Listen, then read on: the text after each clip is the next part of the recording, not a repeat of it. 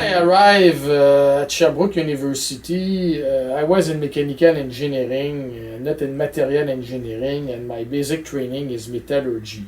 And let's say that electron microscopy was not the big thing at that university at that time. So I had to do research to stick on what I did in my PhD, and my PhD was a mix of experimental work on the TEM, SEM, and also I have developed a lot of Monte Carlo simulation. So basically I was using my Monte Carlo program to start my career in the field of electron microscopy.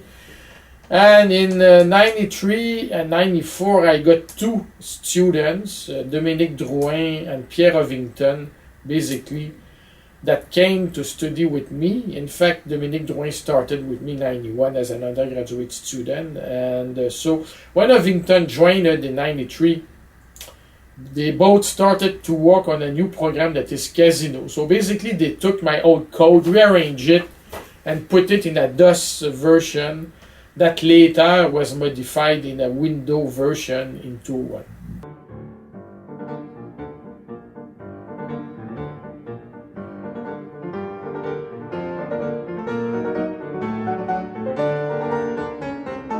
Absolutely amazing.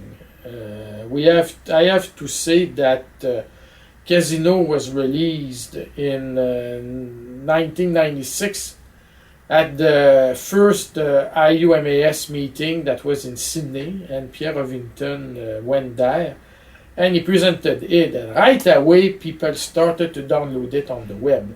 And now we have probably more than 10,000 users in the world, and the number of citations is about 700 about that code, so mostly 800 basically. So it has been a big success. In fact, all the time you go to a conference, quite often you see the screen plot of electron trajectories coming from Casino. That's a classic.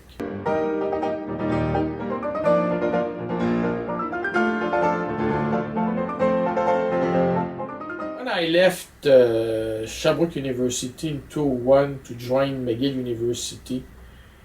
I decided to let the Casino software die in the hands of Dominique Drouin for a lot of practical reasons. And also I already started in 96 to work with Eric Lifshin while he was at GE to model X-ray emission with Monte Carlo simulation, but the total X-ray spectra.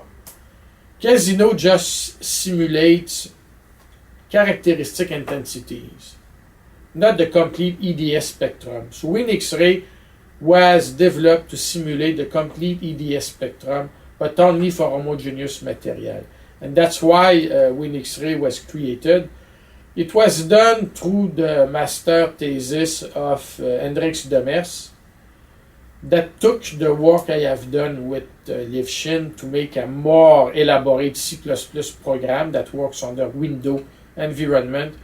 And also he introduced the charging model of CASO in that program that is not well known, but we have a model of charging on X-ray emission in this program.